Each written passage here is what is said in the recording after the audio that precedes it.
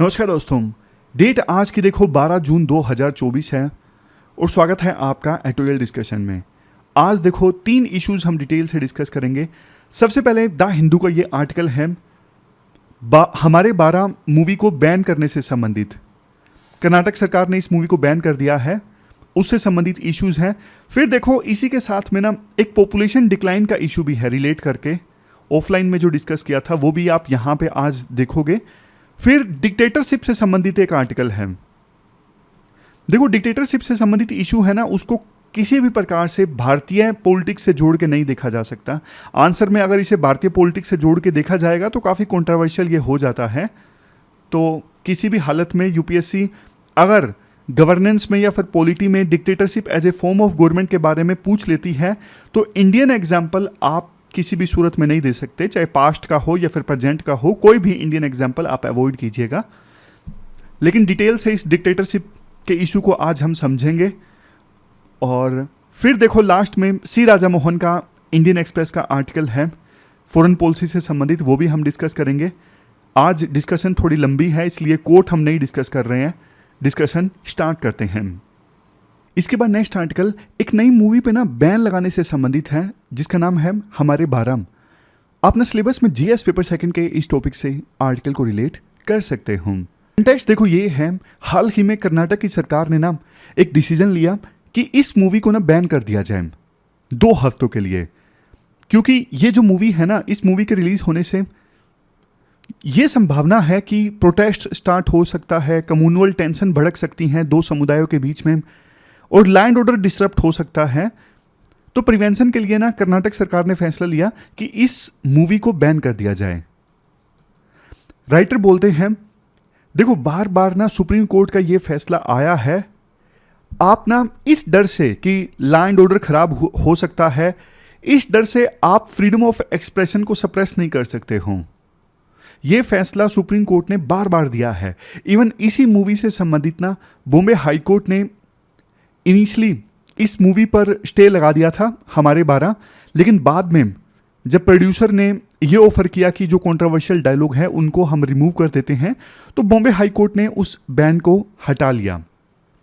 Writer ये कहते हैं जब देखो एक बार सेंसर बोर्ड किसी मूवी को पास कर देता है ना और प्रॉपर गाइडलाइन दे देता है कि कौन सी कैटेगरी के लिए ये जो मूवी है वो उपयुक्त है, क्या अडल्ट के लिए उपयुक्त है या फिर यूनिवर्सल कोई भी इस मूवी को देख सकता है, मतलब रेटिंग जब दे दी जाती है सेंसर बोर्ड के द्वारा, पास कर दिया जाता है, तो उसके बाद किसी दूसरी लीगल एजेंसी की ये रिस्पॉन्सिबिलिटी बनती नहीं है फिर मूवी को रोकना, क्योंकि सेंसर बोर्ड के पास में ही ये एक्सपर्टीज है। और सुप्रीम कोर्ट की ना काफ़ी सारी जजमेंट्स हैं। सबसे पहले तो 1989 में आई थी S Rangarajan versus P Jagjivan Ram case में, उस समय एक मूवी को बैन किया गया था और ओरू ग्राम थीले। तो उस समय सुप्रीम कोर्ट ने यह कहा था कि आप ना फ्रीडम ऑफ एक्सप्रेशन को सप्रेस नहीं कर सकते ये डर दिखा के कि भैया मूवी रिलीज होगी तो प्रदर्शन स्टार्ट हो सकते हैं, वायलेंस हो सकता है। नहीं, अगर प्रदर्शन हो सकता है तो ये स्टेट का काम है उस प्रदर्शन को रोकना। ऐसे तो आप हर बार डर दिखा के न जाने कितनी मूवीज को आप बैन कर दोगे कि हाँ प्रोटेस्ट स्टार्ट हो सकता है, प्रोटेस्ट स्टार्ट हो सकता है। प्रोटेस्ट स्टार्ट होगा तो आपका काम रोकना है। फिर इसके बाद राइटर बोलते हैं देखो ये बात सच है कि मूवी में मतलब टाइटल देख के ऐसा लगता है कि मुस्लिम जो समुदाय है उसको रिस्पॉन्सिबल ठहराया जाएगा पॉपुलेशन ग्रोथ के लिए, तो काइंड ऑफ ऐसा लगता है स्टीरियोटाइपिंग की जाएगी मूवी में।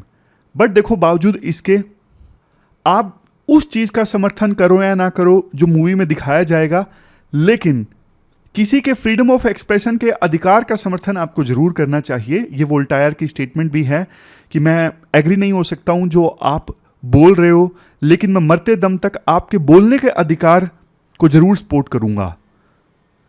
वैसे देखो पॉपुलेशन ग्रोथ आज के समय में उतनी बड़ी चिंता नहीं है जितना कि पॉपुलेशन डिक्लाइन है।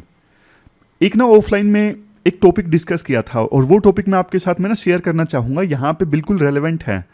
मतलब एक तरफ हम पॉपुलेशन ग्रोथ को बड़ी चुनौती मानते हैं कि हर तरफ लोगों की संख्या बढ़ती जा रही है, बट दूसरी तरफ पॉपुलेशन डिक्लाइन ये आज के समय में एक्सपर्ट्स के बीच ज़्यादा चिंता का विषय है कि बल्कि दुनिया में लोगों की पॉपुलेशन कम हो रही है।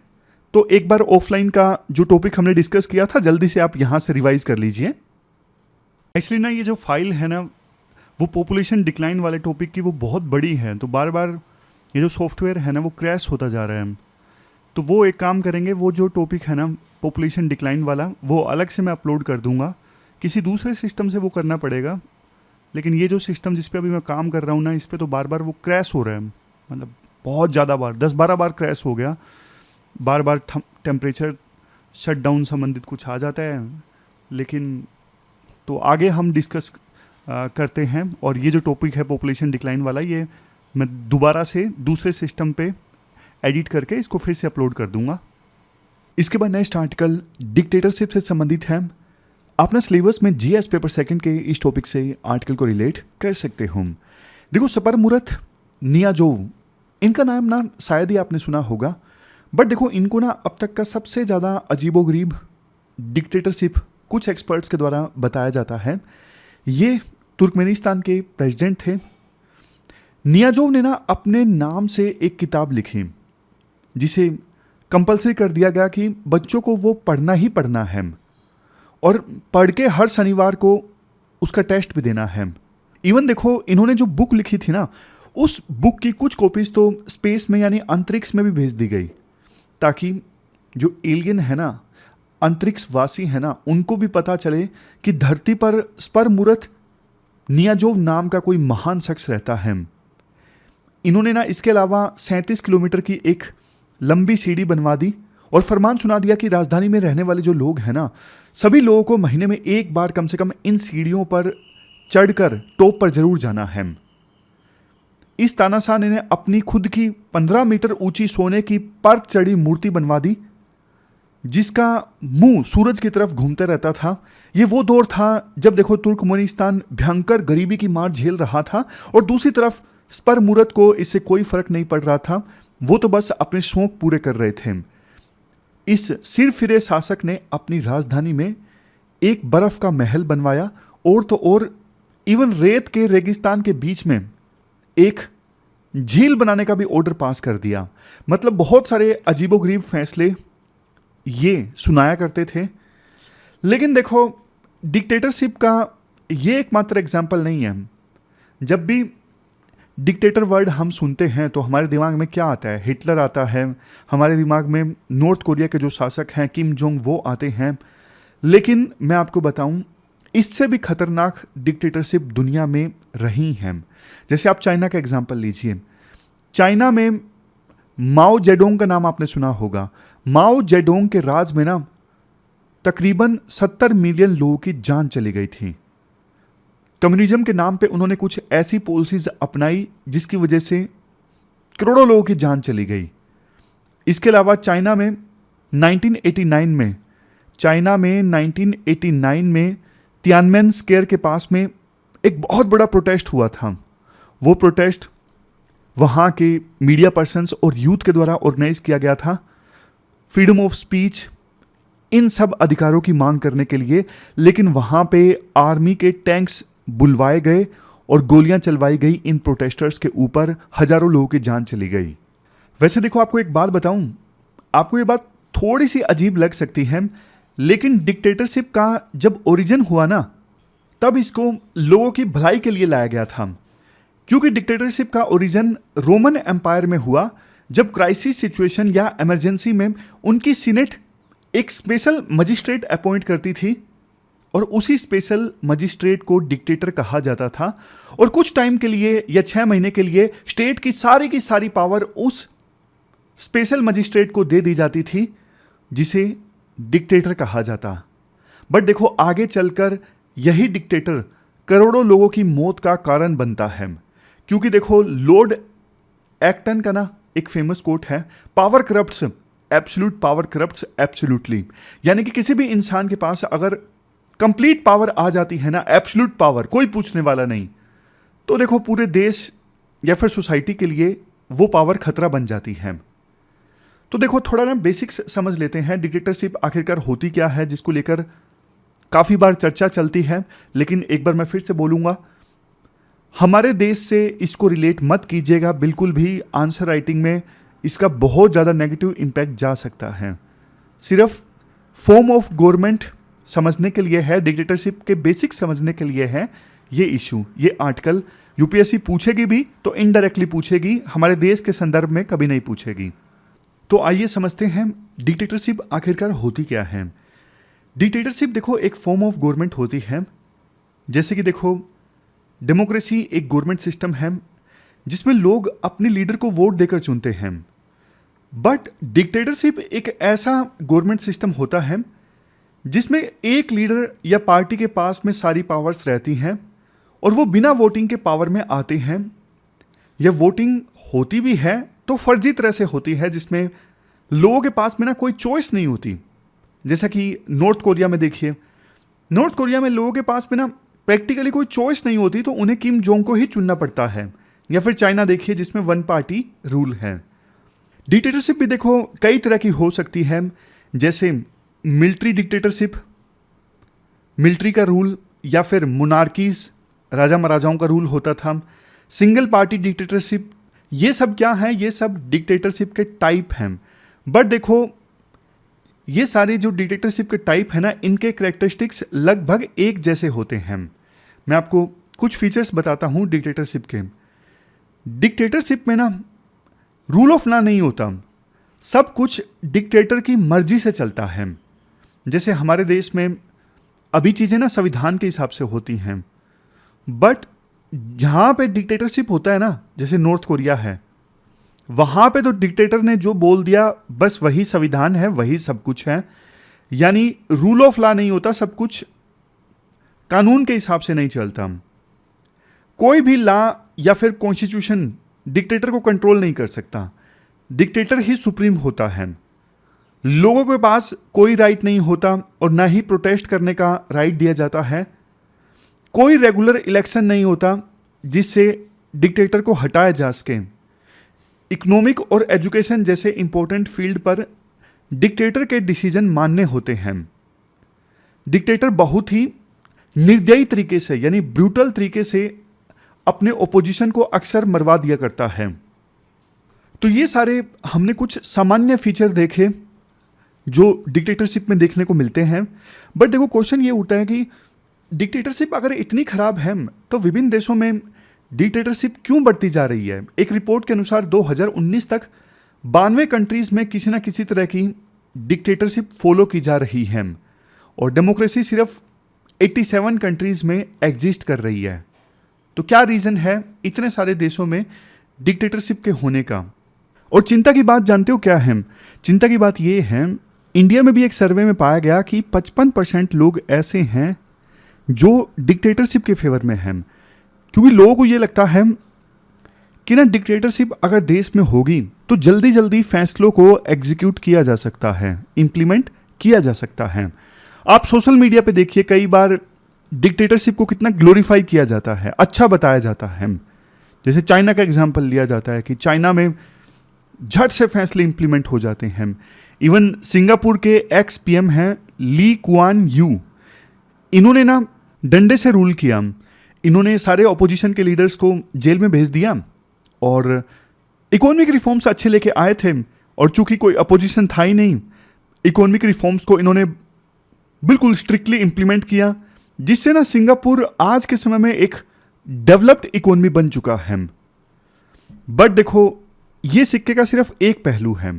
सिंगापुर का हमने जो एग्जाम्पल देखा ना, ये सिक्के का सिर्फ एक पहलू है कि डिक्टेटर बन के सिंगापुर के एक्स पीएम रिफॉर्म लेके आए और सिंगापुर एक डेवलप्ड इकोनॉमी बन गया। आप इंडिया का एग्जाम्पल देखिए, इंडिया जब से आज़ाद हुआ है ना, तब इंडिया के साथ साथ बहुत सारे देश आज़ाद हुए थे जहां पर देखो आज के समय में डेमोक्रेसी नहीं एग्जिस्ट करती। आप एग्जाम्पल लीजिए म्यांमार का, वहां पे कहां पे डेमोक्रेसी है, मिलिट्री डिक्टेटरशिप है। आप पाकिस्तान का एग्जाम्पल लीजिए, पाकिस्तान में कितने सारे डिक्टेटर आ चुके हैं। तो अनेकों कंट्रीज हैं जो इंडिया के साथ आज़ाद हुए थे, बट एकमात्र इंडिया ऐसा है जहां पे डेमोक्रेसी सर्वाइव कर पाई, लेकिन बाकी सभी देशों में डिक्टेटरशिप आ गई और आज आप इंडिया का कंपैरिजन देखिए उन देशों के साथ में, इंडिया की इकोनॉमी का कंपैरिजन देखिए आप उन देशों के साथ में। डेमोक्रेसी के देखो बहुत सारे फायदे हैं। मैं आपको बिल्कुल बेसिक एग्जांपल देता हूं। देखो, आज़ादी के बाद से लेके अभी तक इंडिया में ना कोई फैमीन नहीं आया। क्यों? क्योंकि इंडिया में डेमोक्रेसी है। इंडिया में 2-3 जाने भी चली जाए ना भूख की वजह से, तो मीडिया, सोशल मीडिया में हाहाकार मच जाता है, सरकार पे बहुत ज़्यादा प्रेशर आ जाता है कि आज़ाद भारत में ये कैसे मुमकिन है कि भूख से लोग मर रहे हैं। लेकिन देखो, चाइना में डेमोक्रेसी नहीं है। चाइना में ना 1960s में ज़बरदस्त फैमीन आया था, लाखों लोगों की जान चली गई थी अकाल पड़ने की वजह से, फैमीन आने की वजह से। सरकार पर कोई सवाल उठा दे किसी की हिम्मत नहीं हुई। तो ये नुकसान होता है डिक्टेटरशिप का। गलत फैसलों पर सवाल उठाने वाला कोई नहीं होता है, और डेमोक्रेसी में अगर सरकार कुछ गलत करती है तो सवाल उठाने वाले आपको बहुत मिल जाएंगे, और धीरे धीरे सरकार पे जो प्रेशर है वो बढ़ने लगता है। आज के देखो इंफॉर्मेशन और सोशल मीडिया के एज में ना, जो ट्रेडिशनल डिक्टेटरशिप है ना, उसका सर्वाइव करना मुश्किल हो गया है। इसलिए ना अलग अलग देशों में मॉडर्न डिक्टेटरशिप को फॉलो किया जा रहा है, जिसे हम स्पिन डिक्टेटरशिप भी कहते हैं। हना आरेंट ने ना अपनी बुक ओरिजिन ऑफ टोटलिटेरियनिज्म में बताया कि डिक्टेटरशिप के ओरिजिन में ना सबसे बड़ा रोल आइडियोलॉजी का होता है। जैसे कि देखो, जब जर्मनी पहले वर्ल्ड वार में हारा, तब जर्मनी के साथ जीते हुए देशों ने ट्रीटी ऑफ वर्सलीज साइन की थी।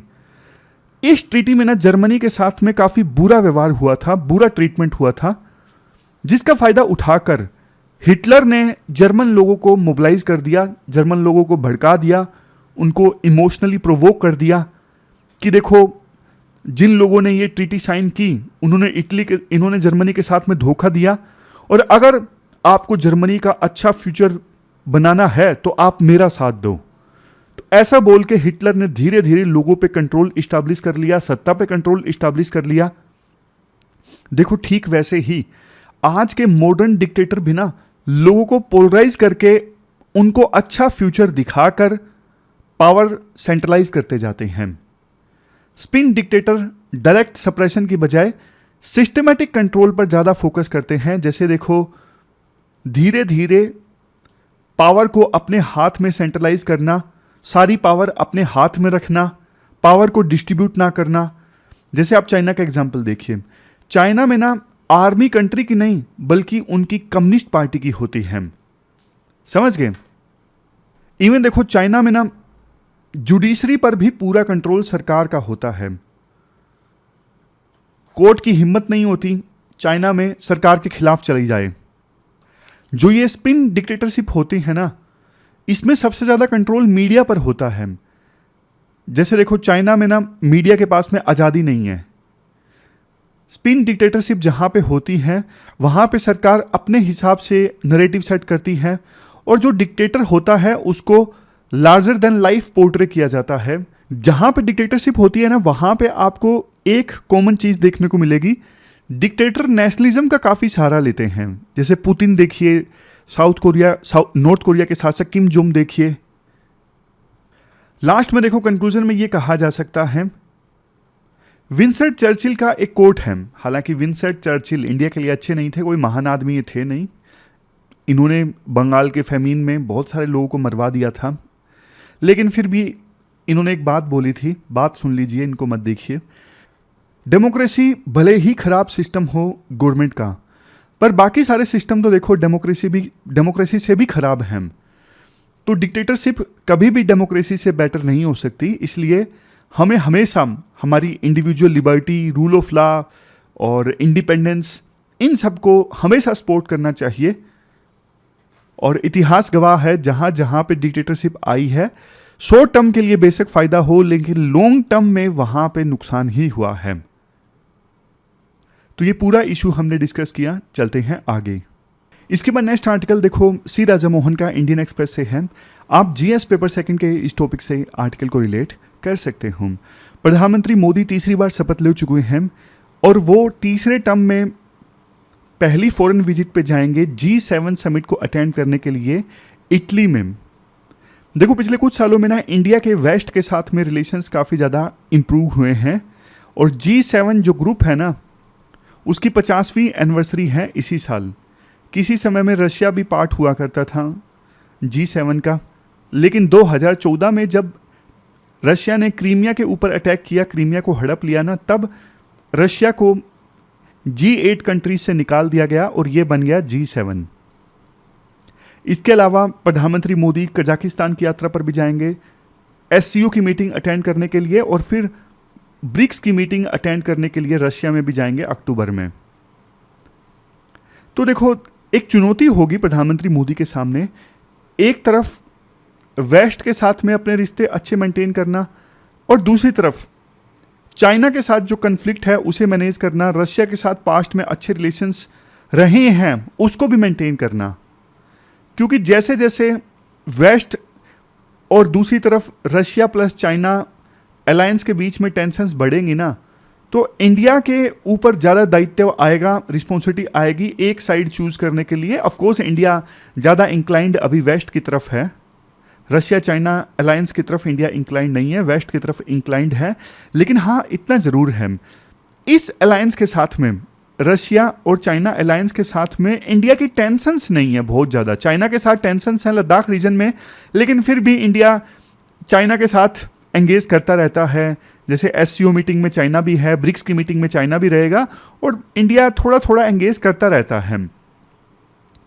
फिर राइटर बोलते हैं इटली की जो प्राइम मिनिस्टर है मेलोनी, वो इस G7 समिट को होस्ट करेंगी। प्रधानमंत्री मोदी की इटली के प्राइम मिनिस्टर के साथ में अच्छी रेपुटेशन है, और इटली का जो कद है ना यूरोपियन यूनियन में बड़ा है। जैसे हाल ही में यूरोपियन यूनियन के इलेक्शंस हुए थे, तो इसमें जो ये पार्टी है ना, मेलोनी की पार्टी है, इन्होंने अच्छा परफॉर्म किया है। इसके अलावा G7 समिट में अफ्रीका के लीडर्स, अरब के लीडर्स भी आएंगे, और इंडिया का फोकस भी अफ्रीका पर और इंडिया के एक्सटेंडेड नेबरहुड यानी अरब कंट्रीज़ पे काफ़ी ज़्यादा है। तो प्रधानमंत्री मोदी के पास में ना काफ़ी मौका रहेगा इन सभी इंपॉर्टेंट लीडर्स के साथ में एंगेज करने का इस समिट के दौरान। एक इंपॉर्टेंट पॉइंट राइटर यहाँ पे ये देते हैं, वेस्ट ना अक्सर इंडिया पे आरोप लगाता था कि इंडिया में डेमोक्रेसी डिक्लाइन कर रही है, लेकिन देखो प्रधानमंत्री मोदी की जो पार्टी है बीजेपी को कम सीट हासिल होना, ये सबूत है कि आप इंडिया की डेमोक्रेसी पे सवाल नहीं उठा सकते। इंडिया की डेमोक्रेसी में ना सेल्फ कोरेक्टिव मेजर्स हैं, मतलब डेमोक्रेसी पे आंच आए तो डेमोक्रेसी अपने आप एडजस्ट कर लेती है। जैसे अभी एडजस्ट हो गया, अब कोलिशन की सरकार आ गई, लेकिन वेस्टर्न कंट्रीज हमें उपदेश ना दें, इंडिया की डेमोक्रेसी मजबूत है और अपने आप एडजस्ट हो जाती है सिचुएशन के हिसाब से, जैसे अभी एडजस्ट हो गई है। इसलिए ये इशू इंडिया के करीब है। इंडिया लीडिंग प्रोड्यूसर है वीट का, और इंडिया चूंकि देखो कंज्यूमर भी है प्रोड्यूसर भी है, दोनों तरफ के आर्गुमेंट्स इंडिया शेप कर सकता है। इसके अलावा माइग्रेशन एक दूसरा इशू है जिस पे इंडिया अपनी आवाज़ उठाएगा। एक खास बात देखो, यूक्रेन पीस कॉन्फ्रेंस जो स्विट्जरलैंड में आयोजित होगी ना इस G7 समिट के बाद में, प्रधानमंत्री मोदी उस पीस कॉन्फ्रेंस में हिस्सा नहीं लेंगे, क्योंकि देखो प्रधानमंत्री मोदी ना अवॉइड करना चाहेंगे इस कॉन्फ्रेंस में ना कुछ इश्यूज निकल के आएंगे, जैसे हाँ रशिया ने यूक्रेन के साथ क्या किया है, और इंडिया ने यूक्रेन इशू पे ना टफ स्टैंड नहीं लिया है, तो इंडिया के लिए एम्बेरसमेंट फील हो सकता है इस पीस कॉन्फ्रेंस के दौरान। इसलिए प्रधानमंत्री मोदी अवॉइड करेंगे इस पीस कॉन्फ्रेंस में हिस्सा लेने से। कुल मिला के देखो, तीसरा टर्म है प्रधानमंत्री मोदी का, वो एक बैंक से स्टार्ट हो रहा है। अगर फॉरेन पॉलिसी की हम बात करें, इंडिया के पास बढ़िया मौका है वेस्ट के साथ में अपने रिलेशंस को और बढ़िया बनाने का। तो ये पूरा इशू हमने डिस्कस किया। आज देखो क्वेश्चंस हम नहीं डिस्कस करेंगे। ये थी हमारी आज की डिस्कशन। फिलहाल इस डिस्कशन में इतना ही है। कल मिलते हैं फिर से एक नई डिस्कशन के साथ। तब तक आप अपना ख्याल रखिए। Thank you very much for discussion.